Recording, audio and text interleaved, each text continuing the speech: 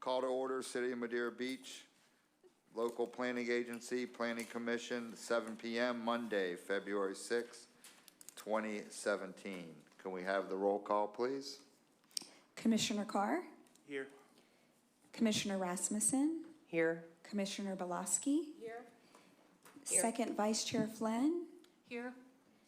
Vice Chair Lawrence? He's absent. Chairman Noble? Here.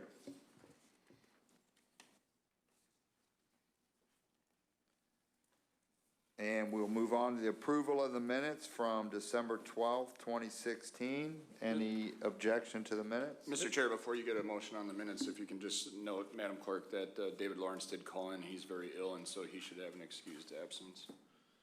And Mr. Chair, I've got some suggested changes to your minutes so we can get them accurate. If I could just go through them, and I'll give these to the clerk after the fact. On section 3, under election of officers, the language tends to look like David Lawrence appointed these individuals to take their elected positions. I think that the appropriate way to list these in the minutes is that Mike Noble was nominated and then declared to be the elected chairman, that David Lawrence was nominated and then declared as elected first vice chairman, and Sonny Flynn was nominated and then declared and elected to be second vice chairman. And after each one of those, that the vote was 6-0. Those are the first changes I have for you. The next is on page 2, in paragraph 1, 2, 3, fourth one, it's one sentence. It says the city attorney discussed the city's code state statute section 2.7.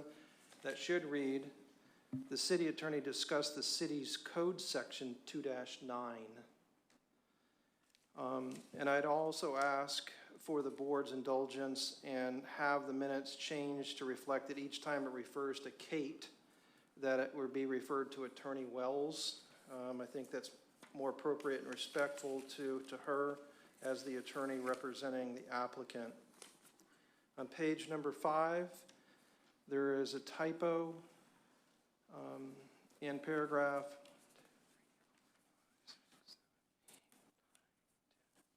10, the one that starts with Attorney Kate Wells said Stephen Miller can be allowed to speak during public comment, but not as an effective party instead of no, it should be not. And then the second line from the bottom of the same page, the city attorney called a 5-minute break to presume. It should be and to resume at 9:37 p.m. And if those changes are acceptable, I don't have any other changes that I would suggest for the minutes. I don't know if there's any other board members, but those are the ones that I found in reviewing them. Thank you. Anybody else with any changes?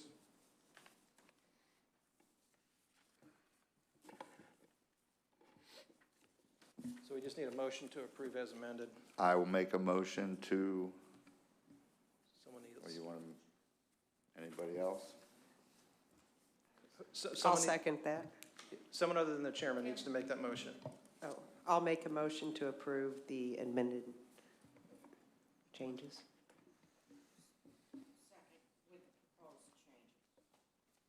Okay. And take a vote on that.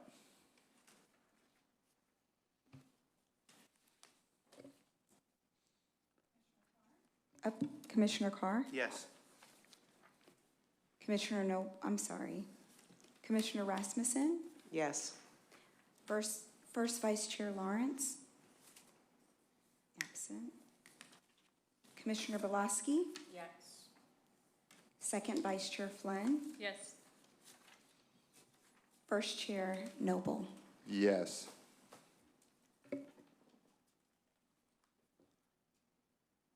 So the minutes have been approved. And we move on to item 4, new business.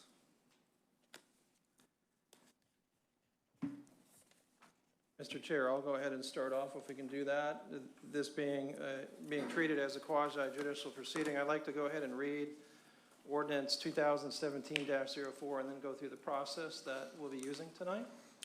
Ordinance 2017-04, an ordinance of the City of Madeira Beach, Florida, rezoning certain real property generally described as 150th Avenue, 555 150th Avenue, and 565 150th Avenue from Plan Development PD District to Plan Development PD District, providing for reading by title only and providing for an effective date thereof. And as required by Section 2-9 of your code, I want to go ahead and give you a summary of the application and the process. This proposal is for a major change to a previously approved plan development concept plan for a mixed-use project known as Holiday Isles Marina. The revised concept plan includes a maximum of 150 temporary lodging units, 31 condominium units, and a marina. The project will consist of 2 primary buildings, a hotel and condominium building. There'll be surface parking, including parking under each building, and an expanded marina. The proposed building heights for the project are up to 75 feet with a maximum of 5 stories above parking. The standards to be applied to the evidence are set forth in Section 110-391 of your code. Staff and the applicant will be going through those standards. The burden of proof is the greater weight of the evidence is set forth in Section 2-10 of your code. The parties and the order of their presentations are as follows. The applicant, which is MHH Enterprises, Inc., C&T Enterprises, Inc. Then there will be a staff presentation. And then we have 4 people that have filed paperwork to become affected parties. They are John Lipa, and this is the order that they will appear, William Gay, Sam Baker, Larry Rolos. Then there will be persons who are not parties present. There'll be rebuttal by the applicant and by the city, and there will be a brief summary by the applicant and the city.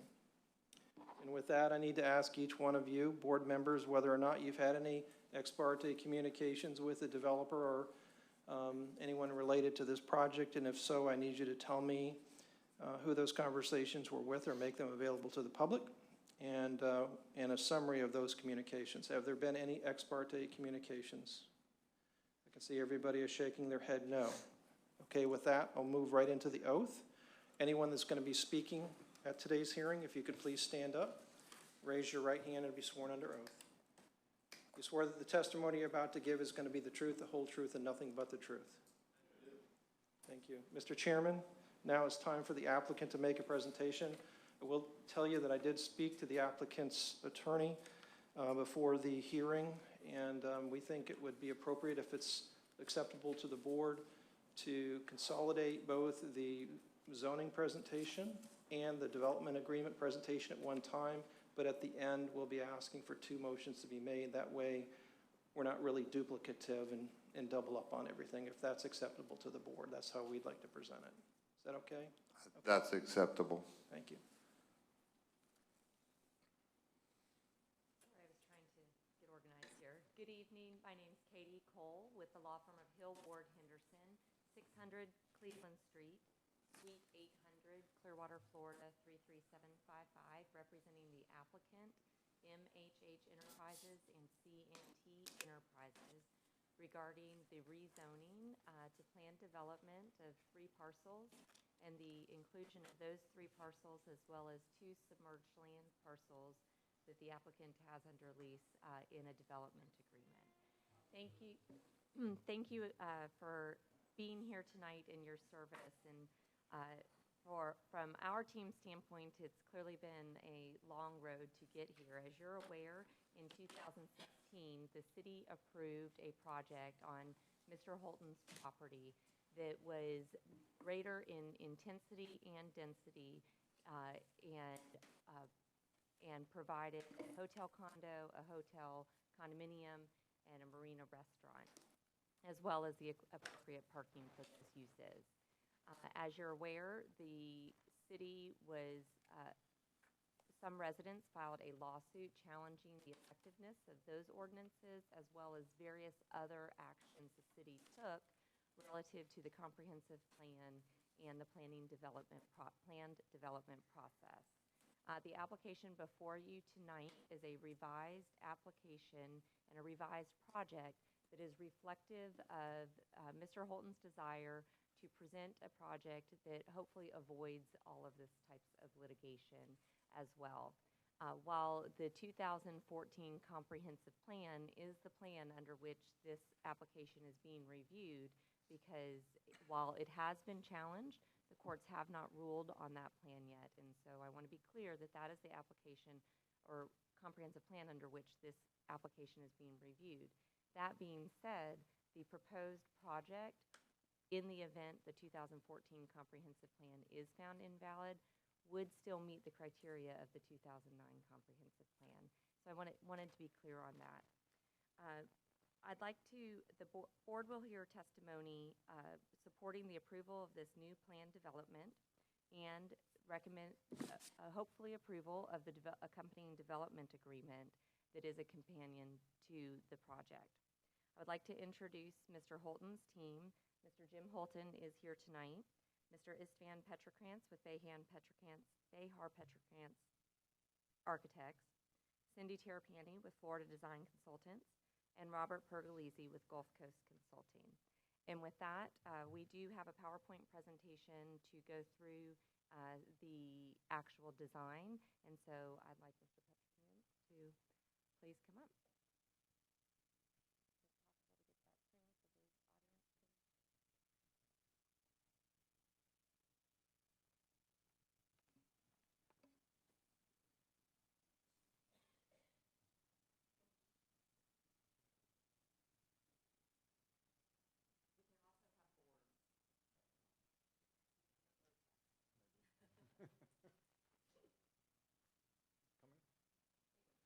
Yeah, he's gonna.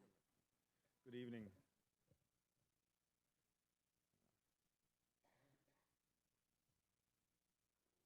All right. Oh. Excellent.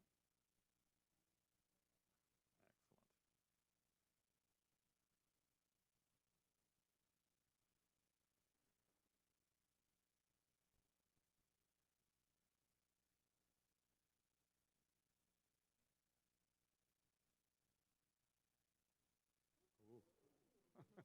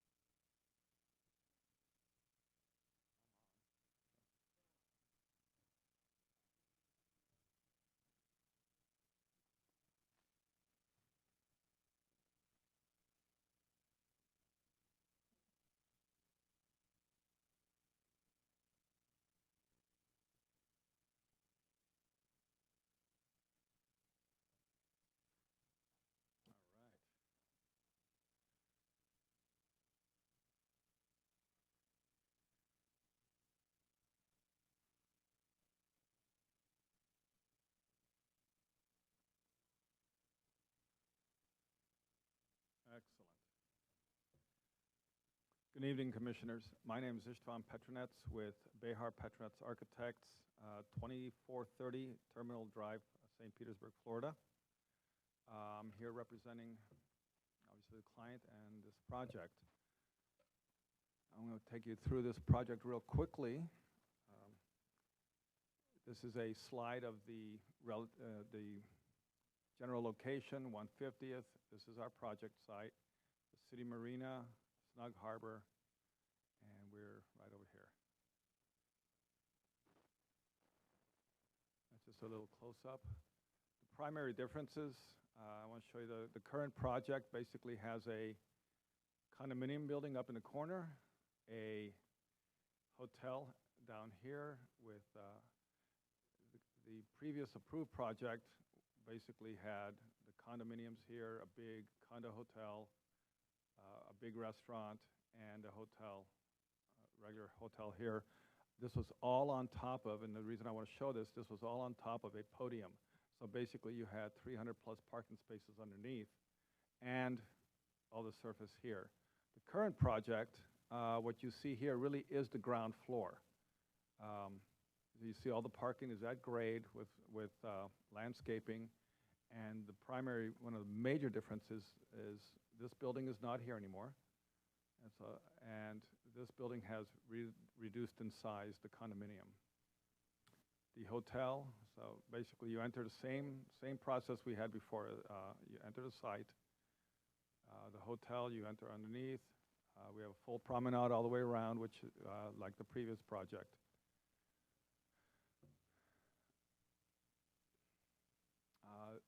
Very quickly, again, stylistically, I don't know if you saw the previous project, was very modern.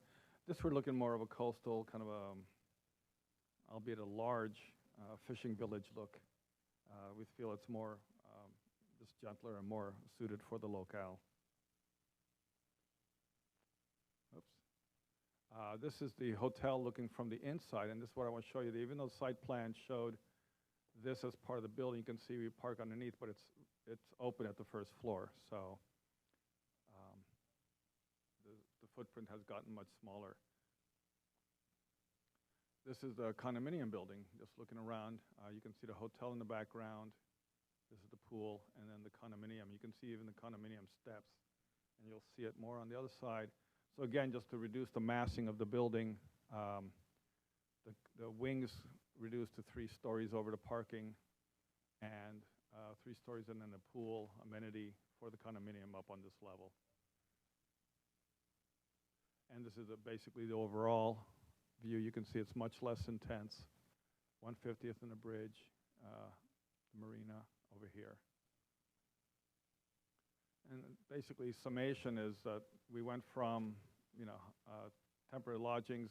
We had 150 units, 75 feet, down from 90 feet.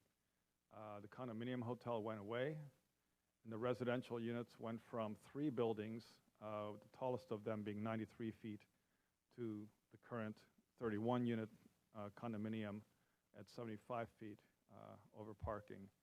And then the restaurant went from the number here at 36 feet tall to it's all included within the hotel. Any questions? That's really the thrust of the architecture for this project.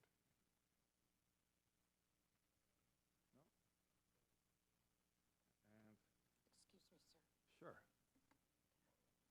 Let's save our questions till the presentation's all the way over. Okay. Robert Pergolesi, the traffic consultant here, is going to walk you through also the other thing we've kept is the offsite improvements and the general arrangement, and I'm going to let Robert explain that to you. Good evening. My name is Robert Pergolesi. I'm an AICP planner and a PTP transportation planner with Gulf Coast Consulting, 13825 ICOT Boulevard, Suite 605, Clearwater, 33760.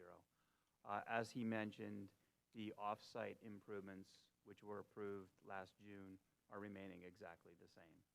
And it involves extending the left turn lane that goes into actually the city marina property, which is used as the main access for this property, extending that by about 50 feet as per our discussions with FDOT. In addition, it also includes a pedestrian underpass underneath the bridge at the causeway. We did this study last year, and it was approved in June of 2016.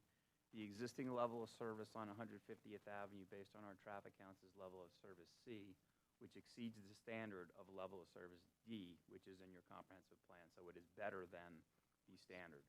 And our conclusions back in June was that with both projects, Mr. Holton's project and Mr. Karn's project, the result would be level of service C as well.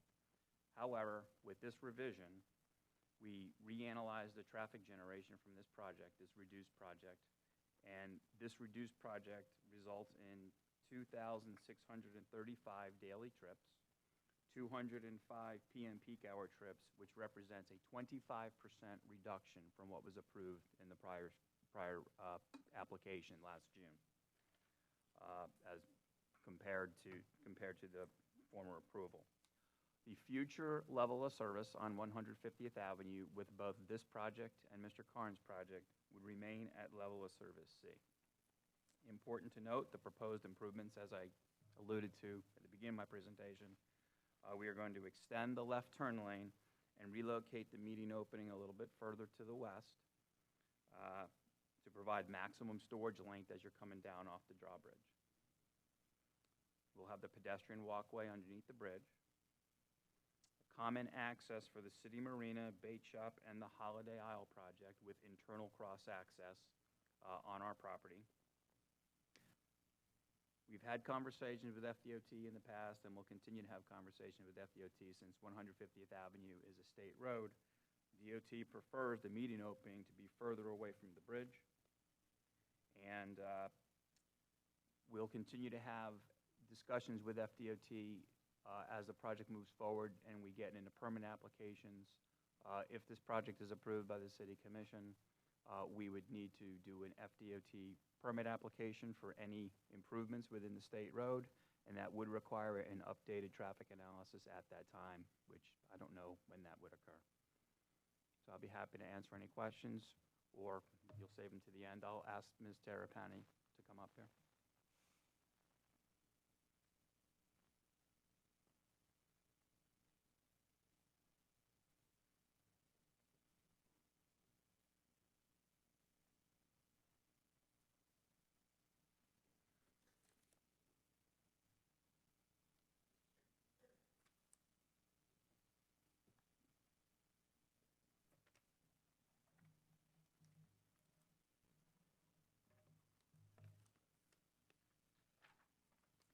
Good evening. My name is Cindy Terrapini, 3030 Starkey Boulevard, Newport Richey, Florida. I'm Vice President of Planning for Florida Design Consultants, and I did the planning analysis of this project. So I'd like to talk first a little bit about the changes between the old project and the new project, and there's a table coming around that I'll talk from.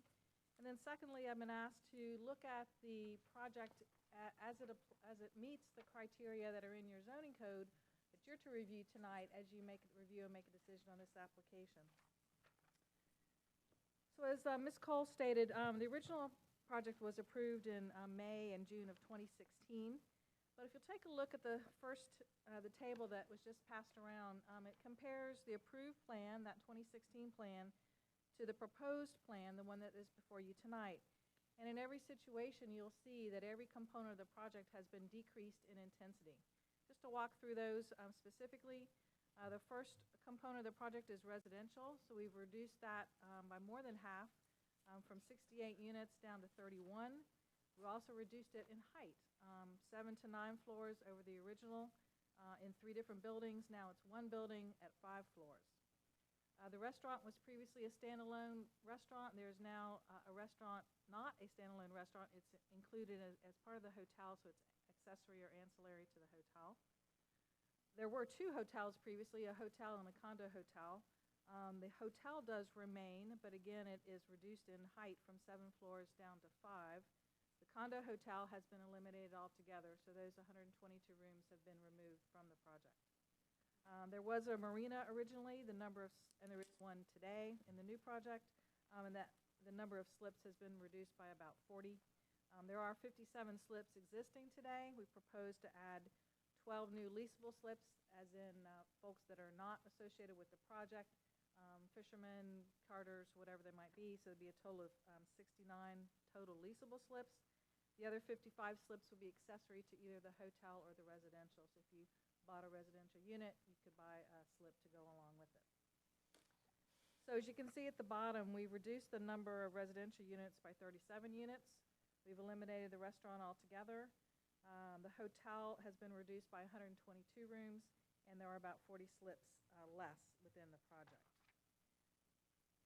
In addition, as Mr. Petronetz described, the site plan has been redesigned to create more view corridors and create a more open feel among the project. I think you can clearly see the difference when you saw his site plan.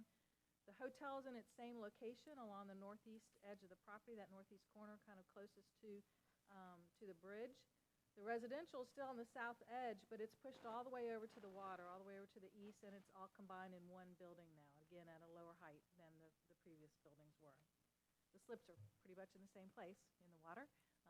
And again, the condo hotel, which was located along the west side of the property, has totally been eliminated from the project. The other big change with regard to design is that there was a podium, as Mr. Petronas described, a podium parking underneath the entire project, and then the project was built up on top of that, so it added more height to the project overall. That podium parking has now been eliminated, and now all the parking is at grade. There is parking underneath both the hotel and the residential building, but that again is at grade. It's not structured, it's not a parking garage per se, it's just using that first level for parking. The next main area I wanted to talk about is the standards for reviewing this rezoning, and they're contained in the zoning code in section 110-391. And there's 5 main areas, and I'd like to touch on each one of those, and that's in my report if you want to follow along. The first area is future land use plan consistency, and that starts on page 3. As we've talked about before, the site is in the special area plan, the Madeira Beach Town Center Special Area Plan. It is designated PRMU, which stands for Planned Redevelopment Mixed Use on the city's future land use plan. And then within the special area plan, it further divides the property into character districts. And this site is located in the Causeway Character District. So all of those would apply. As a proposed development that is a mixed-use project that has a hotel, which is non-residential, and a multifamily project, that's what the purpose of the PRMU plan category is. Therefore, we're consistent with that. And we have submitted, as you are aware and you have in your package, the full site plans to illustrate the project and then the architectural elevations as well.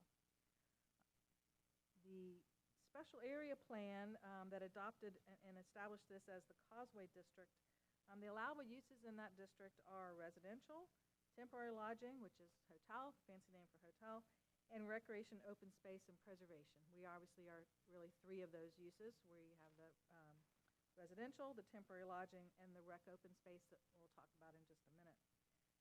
For the purposes of this application, although the uses are consistent with that character district and the rest of the special area plan, we're not relying on the higher density that is allowed in the 2014 special area plan. We are relying on the lesser density of the 2009 plan, and I'll explain that in just a second. So we are consistent with the plan that is in effect today, but we're at a lower density than the ultimate would be allowed, and was approved in 2016. According to the 2009 special area plan, and this is on page 5 of my report, I've just explained, the 2009 special area plan had less density allowed. It allowed 60 units an acre for hotel and 15 units an acre for residential. And those uses had to be proportionate to their part of the site. In other words, you couldn't take 60 units times the whole site and 15 units times the whole site and get some number of hotel and residential. They have to be proportional. And that's what the table on page 5 explains. We have proportioned it out so that there is about 2.5 acres of hotel, which would allow the 150 rooms. 2.5 acres times 60 gets you to the 150.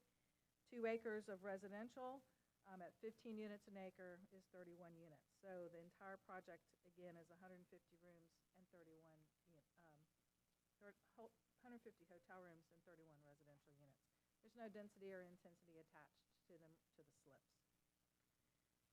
The project is also consistent with the special area plan objectives, and I'm just going to highlight a couple of these. It creates a unique sense of place for the town center. Obviously, this is going to be the first project you see when you come across the bridge into the city, so its architecture and the view that you have of that project is going to be really important. That's why those buildings are clustered towards the east edge of the site. That's one of many reasons, so that you will have that really unique sense of place and know that, yes, there's something happening here as you're coming into the town. It promotes a wide variety of uses to create an activity center with the hotel and the boat slips that'll be open to the public, and a promenade that we'll talk about in just a second.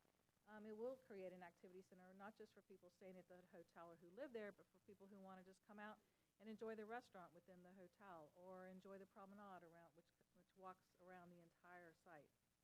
It sets a standard for urban design. I think that's pretty evident in the display that you have from Mr. Petronitz and his architectural design and the elevations that he showed you. One of the other objectives is to increase the number of temporary lodging units, which we're clearly doing by increasing it by 150, and and maintaining the new residential units, because people, either in a hotel or in homes, are the ones that are going to patronize and put the demand for more commercial and retail uses that will happen within the rest of the town center. We propose to improve the pedestrian and bicycling access, which is another objective. We're doing two things. One is a promenade walking around the entire site, which is, it's a peninsula basically, so it's 3 sides are water, so it'll offer some great views and great interest along there. The second thing we're doing, which we did in the original application, we're still doing, is we'll have a bicycle and pedestrian connection under the bridge to go north to get to Causeway Park, and then go all the way down the walkway along the causeway all the way into the town center. Both of those items will be confirmed through the development agreement, which is our contract between the developer and the city. We'll increase the connection and access to parks, obviously, with that pedestrian and bike connection. That won't just be for guests of the hotel or the residents, that will be open to the public. So we think it'll be a really nice feature. And we're developing parking and access strategies to make efficient use of the land. So by putting that parking underneath the building where you already have to elevate because of the flood zone, recapturing that space and using it for some parking is an efficient use of the land. So in summary, the development is consistent with the plan category, it's consistent with allowable uses, and the allowable density that's allowed in the special area plan Causeway District. With regard to the second criteria, which is land use compatibility, as a peninsula, it's kind of uniquely situated, but we're certainly mindful of our neighbors. The closest development going west, of course, there's no development going east. Going west, the closest development is the City Marina. The next development is condominiums, which is at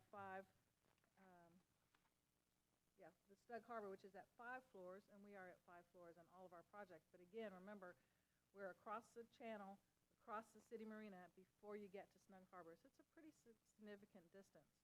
But as I mentioned earlier, we did make a real effort to rearrange the uses on the site so that you would create the widest open space and the widest view corridor possible for people from the west, from the Snug Harbor and the other condominiums looking across their property, while still maintaining our ability to have a site that's usable.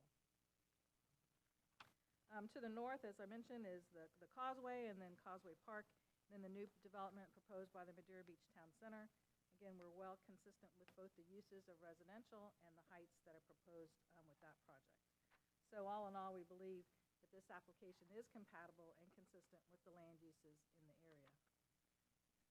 The third criteria is adequate public facilities, and your special area plan did an infrastructure analysis.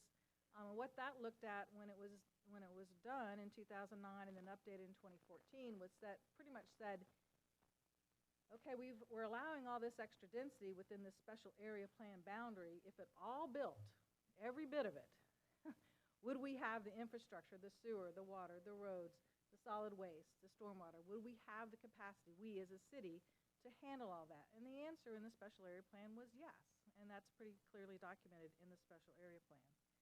But just to be sure, we did even more analysis of this particular project, and we got letters from Pinellas County confirming that they could serve the project with regard to sewer, water, and solid waste. With regard to stormwater, you manage that on your site, so we can't really get a letter from anybody until we actually do the design, and then that will be reviewed by your staff before we get a permit. And then to give even more detailed data on transportation, you heard Mr. Pergolesi discuss and summarize his traffic study that he did specifically for this site, and analyzing the impact on the main road, which of course is the Causeway, State Road 666. And his summary is that clearly, even with the project and even with the Madeira Beach Town Center project, which is set up for final approval next week with the City Council, assuming that got approved and both projects put all those trips on the road would still operate at level of service C. C is in cat. D is in dog. Level of service D is in dog is your accepted level of service, which means we're at C. We're doing pretty good now. You can go as low as D, but this project will keep it at level of service C, so it meets the criteria for transportation. So in summary, all those public facilities are available to the site, and the project is concurrent, and this project would be consistent with this standard, the adequate public facilities. The fourth standard is the public interest. Clearly, the purpose of the Town Center Special Area Plan was to create activity and create new development. Redevelopment is the name of the game. It's what the whole plan encouraged. But it had a particular regulatory framework about what was desired in the special area plan and in the different causeway districts.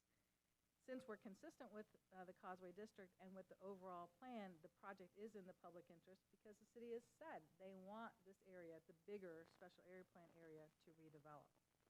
Additionally, we have, and we've mentioned, will be confirmed in the development agreement that the project will include both the promenade, the off-site improvements, and the pedestrian bridge, pedestrian and bicycle bridge, walkway under the bridge. All of those. It's not just a promise, it's not just a, yeah, we'd like to do it. It's actually a requirement that'll be codified in the development agreement. That's our contract with the city. And finally, the last criteria is consistency with land development regulations, and we are consistent with that for the following reasons. We submitted as a plan development with a complete application, a full set of site plans, a full set of architectural plans that you have before you. We held a neighborhood information meeting on January 4th as required. We meet all the standards with regard to setbacks and parking and the design requirements. We're not asking for any parking deviations or anything like that. And as I said earlier, we are consistent and concurrent for all the public utilities, as was demonstrated earlier. So it's our opinion as a planner, been doing this quite some time, over 35 years, that the project meets the 5 criteria that you're to review it against tonight. And we believe that it should be approved. I'll be happy to answer any questions or any one of the team. Thank you very much.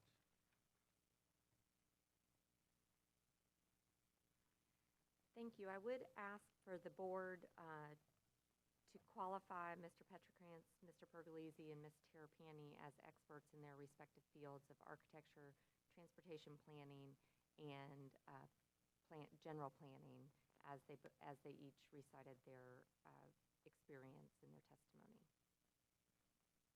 Okay, so Mr. Chairman, that's for you to do. And so it's either yes, you're going to do it, or you're not going to do it.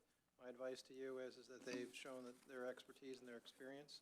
They've already been pre-qualified once before in the past, or I think maybe 2 or 3 times in the past. And it would be appropriate to make that.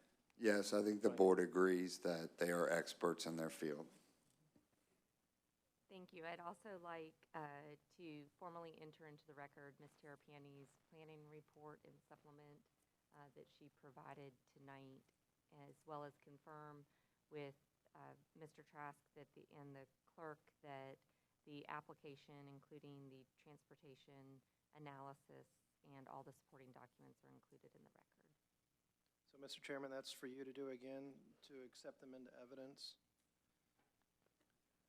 The board will accept them into evidence.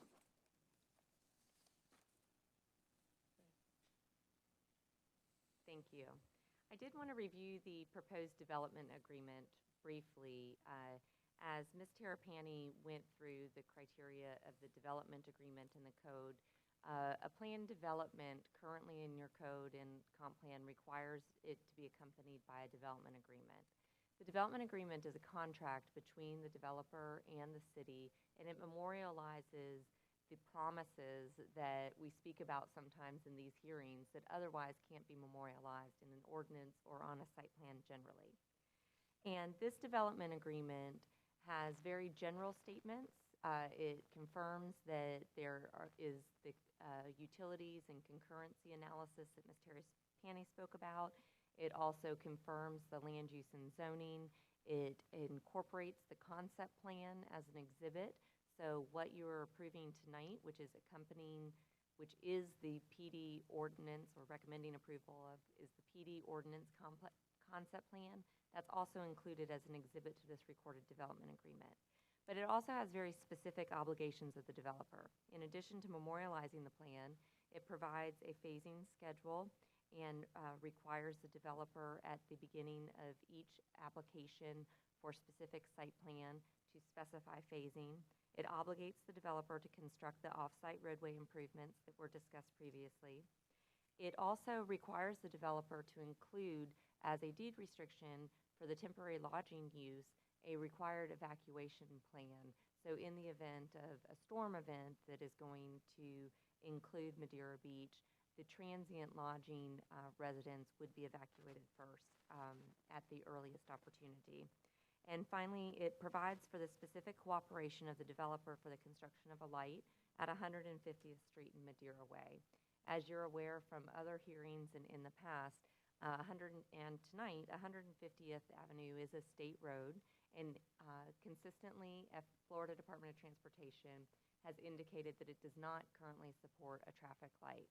However, Mr. Holton, in his conversations with the city and the neighbors, and Mr. Carnes, with respect to his development, has continued to be supportive of the potential of a light and will work closely with the city and the residents to have that light constructed if, in fact, DOT warrants that light, which is out of our control. So with that, I'm certainly available to answer any questions of the board and have our experts here to do the same. Do we have any questions?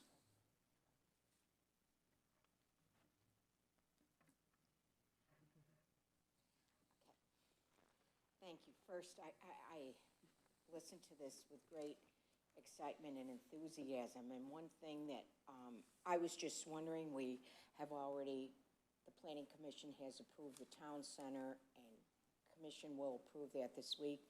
Just for our knowledge, if this goes through, would these two developments be built simultaneously? Do we have any idea of this for our residents? I don't know that construction schedules are that far along. I think that each Okay. development agreement independently has specific timeframes for commencement of construction and Okay. for construction. So this development agreement requires the off-site roadway improvements to be constructed in conjunction with Phase 1 of the project. And so that would occur first. But with respect to coordination with Mr. Carnes' project, I don't know that the two developers have gotten that far. Perfect. I was pleased to see about the town center and how the developer is really working towards pedestrian friendly. And it's exciting to hear that this is also. And I think that's so unique, and I was wondering if someone could just tell us a little bit about this, the pedestrian bridge. I can't put in my head where it's going to be for access, because that would be truly unique for our community. Sure. So the two could be compatible. It's not a pedestrian bridge, but it's under the existing bridge, and we do have a picture here, but we've already turned off the PowerPoint. So it actually will come out of, we can get this back on to show you if you want, but it will come out of the development and tie into the existing sidewalk that is on the south side of 150th Avenue, and it will run east under the drawbridge and connect to the park into the existing pedestrian system that's there. Oh, sorry. We're now locked out. Well, I just, Hopefully that gave you enough of a visual, but it is in Yeah. your packet, one of the exhibits of the site plan. okay, I'll look at that more, because that's kind of unique to our area, and that's kind of exciting to have that, to bring the two developments together. And just one other thing, and I know it was mentioned when we heard from our planner, is we hope to bring a lot of people that don't even live there down to the Holiday Isles development. And so there's parking underneath, that's what, underneath the building still, right? Okay, I got that from the drawing. So we'd have plenty of parking for not only the people there, but everybody coming to spend money in our town and enjoy everything that's there. Yes, the code requires a specific number of parking for the uses as well as for the marina and the boat slips. And that's why the boat slips are separated between what will be leasable slips versus what are accessory to the hotel. And that's specific to providing parking for those boat slips as well. Okay. How many less parking spots are there on the new development compared to the old one? How many are we losing? Less? That was 120 fewer. So that won't, that seems like Is that gonna pose a problem? Well, we've got all those people not living, you know, because, There's the reduction of an entire condo hotel as Yeah. well, and a reduction. so it's all those residents, okay, following you, okay. Any other questions from the board? I guess we would move to the public comment. Actually, we're going to have city staff make a presentation now, and that's Mr. Cerna on behalf of the city. Can you switch seats with him so we can?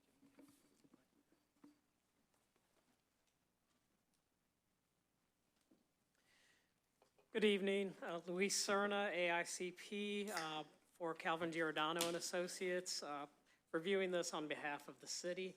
I don't know if I can give you any additional information. The applicant's presentation was pretty thorough, but I'll go through my notes.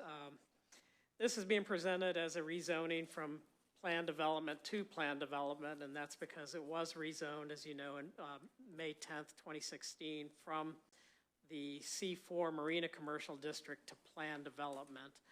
This proposal is for a significant reduction in intensity and density and intensity of that original PUD concept plan, so it's being treated as a major modification to the PUD, which is a rezoning from PD to PD. On page 2 of our staff report, we do a comparison of the existing development with the original concept plan, and the applicant provided additional details in regard to what the change is. But as you can see, this is a significant reduction in both density and intensity. The property is 4.59 acres. It is has a future land use designation of planned redevelopment mixed use. It is within the town center special area plan and within the Causeway District Character District. As you know, the planned unit development process does not have minimum development standards. The development standards are established through the review process, which we're going through now. Additionally, the land development regulations establish a development agreement process, which allows the Board of Commissioners to grant relief from the land development regulations standards. And accordingly, the applicant has prepared a concept plan which is unique to the site, as well as a corresponding development agreement, which have been reviewed for consistency with the comp plan, the special area plan, and the criteria in the land development regulations for planned plan developments of section 110-391.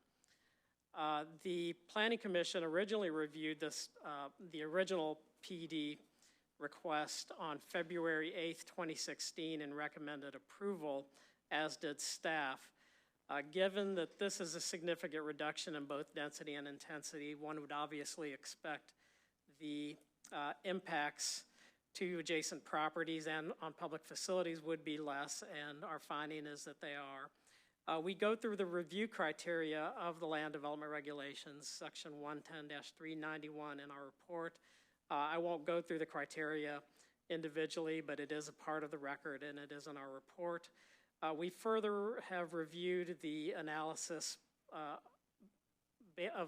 the application prepared by the applicant based on these criteria, and we do not find any conflict with our findings. We've prepared a recommendation of approval subject to 5 conditions, and I'll just go through those for the record.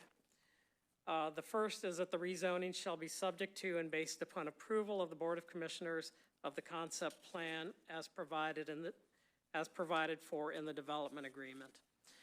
The second condition is that the rezoning shall be subject to the provisions contained in the development agreement and its subsequent approval by the Board of Commissioners. And these first 2 are just standard comments that we cover with plan developments. The third condition is that the land use data shall be revised to include the proposed 12,000 square foot restaurant as an ancillary use to the proposed hotel.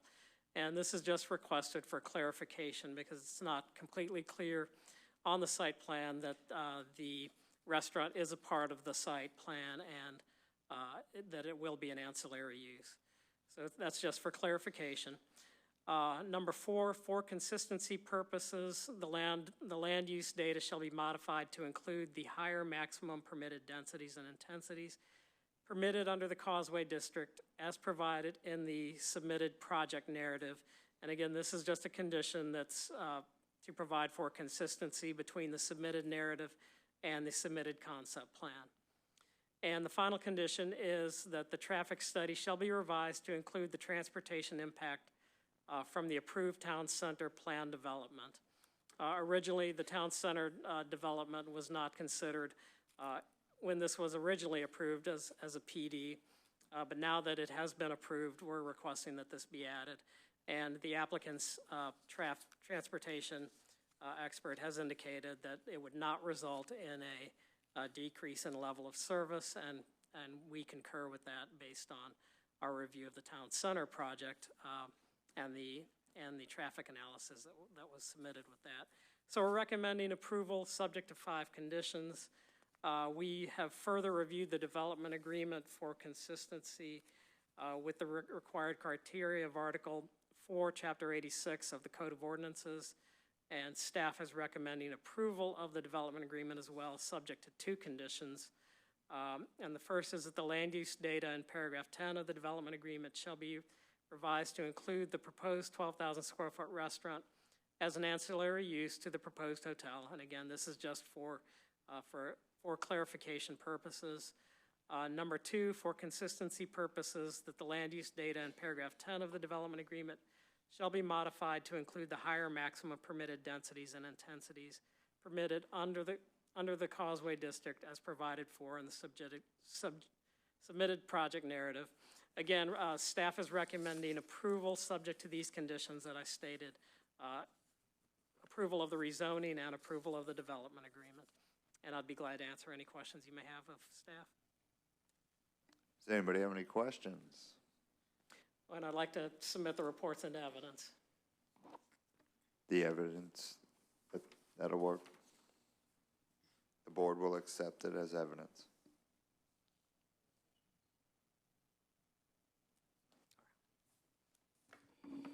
Okay, now that staff has made its presentation, the next order of business would be to go through the affected parties. I don't believe any of them are here, but I'm going to go ahead and read them out loud.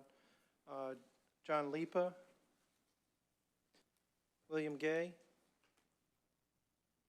Sam Baker, Larry Roloffs.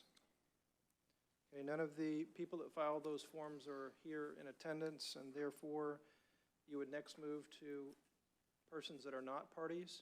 Do you have anything that you wanted to say about that? Yes, for the record, I would like to state that the applicant does object to those 4 being qualified as affected parties. They are outside of the formal notice provision. They're not here, so I believe they're waiving their rights as an affected party anyway, but I do want to, for the record, object to their being considered affected parties. Do you have a comment on that? Yeah, you don't have to make a decision on that since they're not here to defend themselves. She's made note on the record for it, and that's all. Okay, thank you.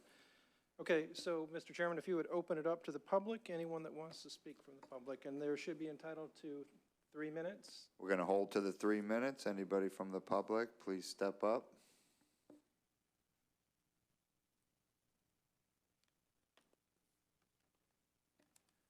Please state your name and address and stick to the 3 minutes. Say that I was daydreaming when he did this oath, but I promise to tell the truth, so help me God. Okay, let me raise your right hand. You swear the testimony you're about to give is going to be the truth, the whole truth, and nothing but the truth? Yes, I do. Okay, thank you. Linda Hine, I live at 401 150th Avenue. It's Boca Vista condo, so I'm right there. I can't believe I'm going to say this, but I really do appreciate Mr. Holton's willingness to compromise and to reduce his plan by about 60%. I think it is something like that, and I just wanted to add that I'm really appreciative of that. So thank you very much. Thank you very much. Anyone else from the public? You, sir, in the blue shirt.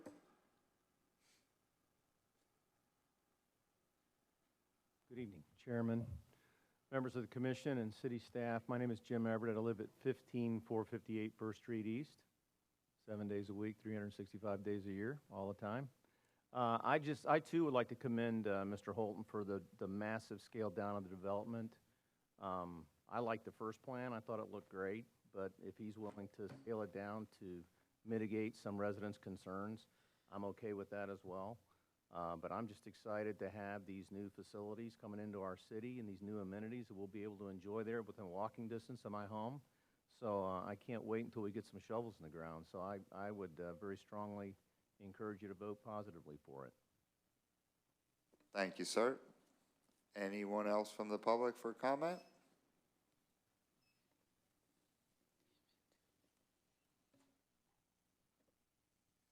Commissioners, city staff, I'm Jeff Beggins, Century 21 Beggins here in town, 14995. Kind of saying the same thing. It's unbelievable, frankly, that Mr. Holton has done what he's done. And I think it speaks volumes to how much he cares about the community. And I think we're fortunate to have him here. Because if this was a group from New York or somebody not local in the area, you know, they would maximize every square foot they could and get in and get out with a bag of cash. I think it's phenomenal that he cares enough about this city. And I thank you guys for all your work. And I hope we can get this thing started and get it rolling. So really urge you to pass this on and let's go. Thanks. Thank you, sir. Anyone else? We will then close the public comment section. Okay, next would be any rebuttal that the applicant would care to present, and then the city would do the same. Nothing? Louis, do you have anything else? Okay. Okay, and then the summary.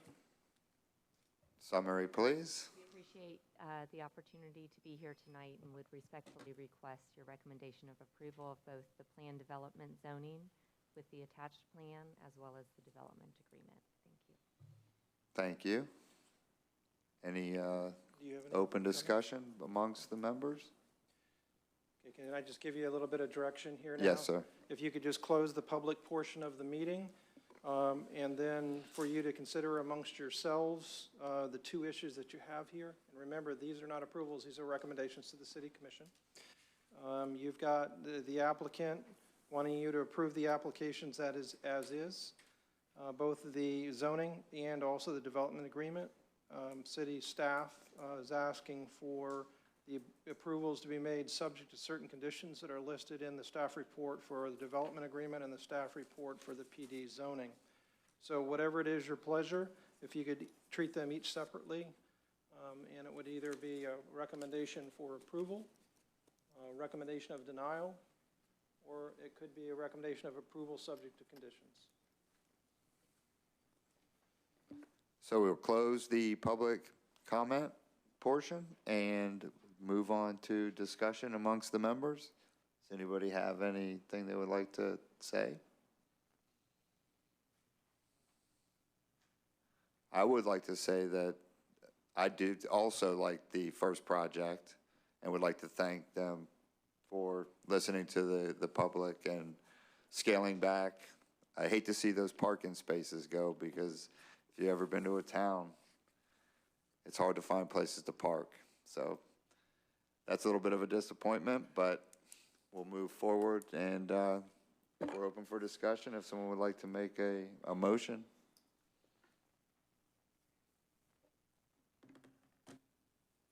I move that we make a recommendation to rezone on ordinance 2017-04, rezone from Plan Development PD District to Plan Development District?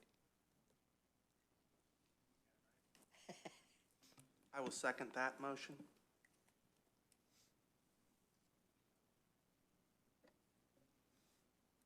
So if that was stated properly, we would go to vote. Second Vice Chair Flynn. Yes. First Vice Chair Lawrence. Commissioner Carr. Yes. Commissioner Bolasky. Yes. Commissioner Rasmussen. Yes. Chairman Noble. Yes.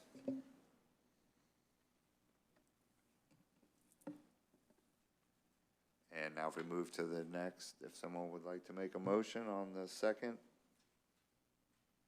ordinance?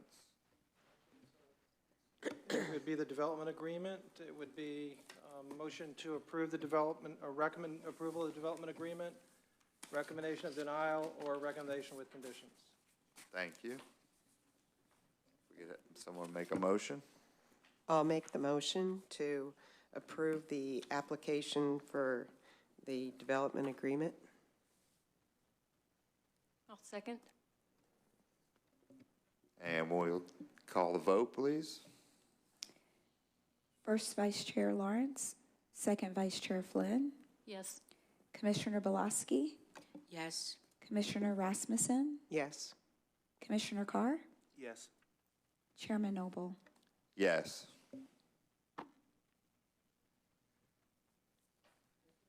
Ends that particular case, and we have another item on the agenda tonight. If we could move to that, Mr. Chairman.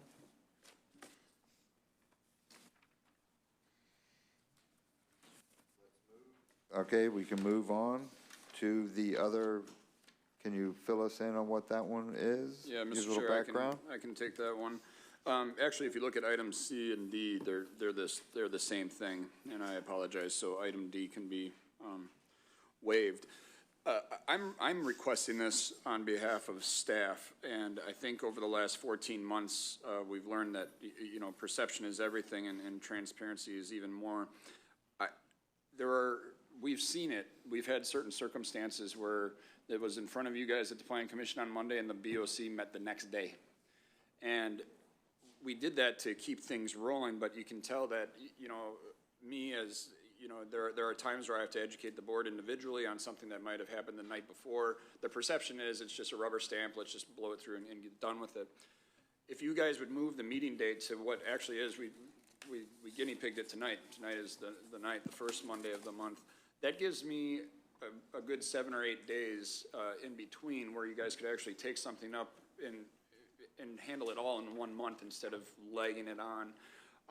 So it does require an ordinance change, but it certainly makes life a lot easier for staff. And then secondly, like I said, you can keep it moving without the perception of, oh, it's just a rubber stamp and then off you go. So staff recommendation is to move the Plan Commission meeting from 7 o'clock on what would be the second Monday of the month, right? Yeah, to the first Monday of the month. And if you want to have some conversation, the City Commission meets at 6 o'clock. You guys meet at 7 o'clock. We do have some late meetings.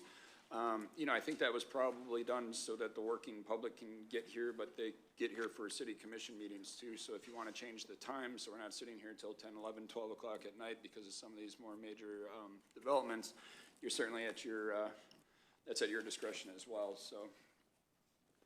Mr. Chair, I'd give the floor back to you for a little conversation. If Any anybody's got any discussion questions. on that issues with anybody? I mean, it's all, sounds like a good idea to me. I mean, I would hate to get these packets and then have one day to review them.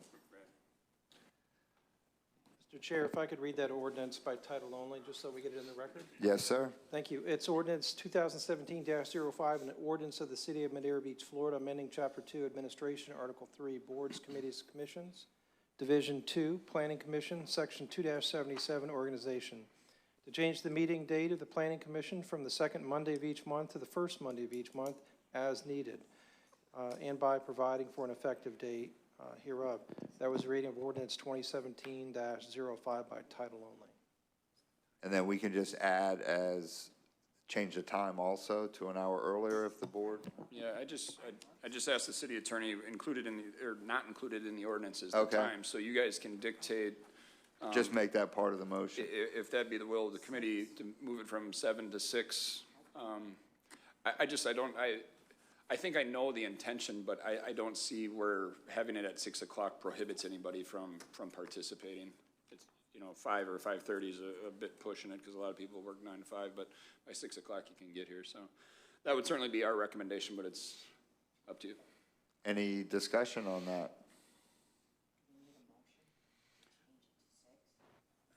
You would, the motion would be to recommend adoption of this ordinance 2017-05, and in addition to that, to change the time. And obviously, that's just something that the city clerk's office would keep track of. We'd make sure that when we do the agendas and set these hearings, it would always be at 6 o'clock, because it's not set forth in your ordinance. Should we, since we still have some people from the public, should we offer them to talk on that if they would like to? Absolutely. Would anybody from the public like to make a comment on moving the meetings from the second Monday to the first Monday, or from 7 to 6? Let the record show we have a thumbs up. We have 3 thumbs up. Okay, so if there's no more discussion, if somebody could make a motion? I make a motion, we accept ordinance number 2017-05 with the amendment to add our meeting time be moved up to 6 o'clock. So that motion is to recommend approval, though. Okay, I make a motion to recommend approval of ordinance 2017-05 with the amendment to state that our meeting time be changed to 6 o'clock. That sound correct? All right, then let's take the roll. Commissioner Bolasky. Yes. Second Vice Chair Flynn. Yes. First Vice Chair Lawrence. Commissioner Carr. Yes. Commissioner Rasmussen. Yes. Chairman Noble. Yes.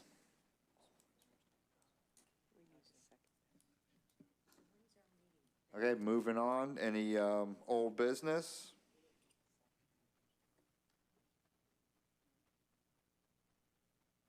I think we didn't, did someone not second that? Or do we need someone to second that motion? No one Yeah, we second need that. to second the motion, then we need to vote. Do we have a second? I'll second that motion. Okay. Thank you, Ann. My bad. May you have the vote now, please. Commissioner Bolasky. Second Vice Chair Flynn. Yes. First Vice Chair Lawrence. Commissioner Carr. Yes. Commissioner Rasmussen. Yes. Chairman Noble. Yes. Now, I guess we would be moving on to any old business, and there's NA, so I guess no one has any old business, and any reports from the city manager or city attorney. The only thing I have, Mr. Chair, is not too long ago, we had asked Cheryl to, Ms. McGrady, to do double duty. She's, working as the assistant to the city manager, and then she's being the planning and zoning coordinator for us right now while we work with Louis' firm for doing some of these developments. What we learned very, very quickly is it's an impossible task. She can't keep up. She's probably averaging about 12 hours a day and working 6 hours on the weekend, each day on the weekend.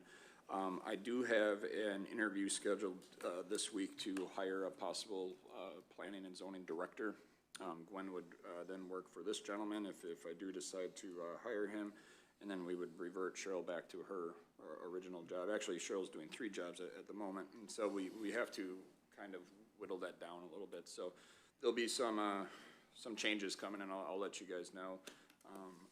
But just a heads up that we'll probably be adding staff. We are definitely in the mode of a need for a professional planning and zoning director. I learned that real quick in the last 3 weeks, so we'll get that rolling as quick as we can. Well, let the record show that the board appreciates you guys taking up the slack. Thank you. Just want to say, city manager, because we did change the date on, if you are going to have a meeting in March, the next meeting here is on 13th, which I believe is the second Tuesday. So if we are going to have a meeting in March, which I don't know if we are, we have to change the date on the agenda. The second Monday, you mean?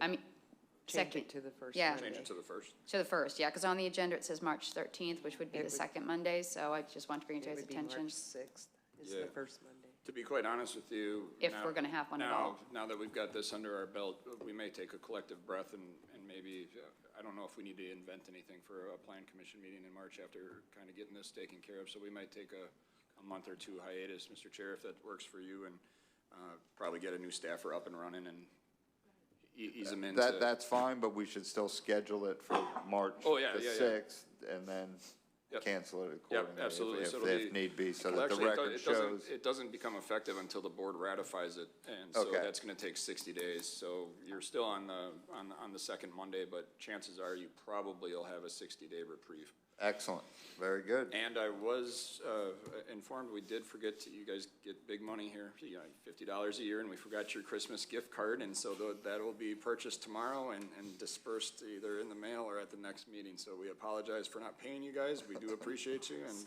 we'll be sure to get that taken care of right away. It was a very busy season, so no problem. Anything else? I guess then the meeting is adjourned. Okay. Good job.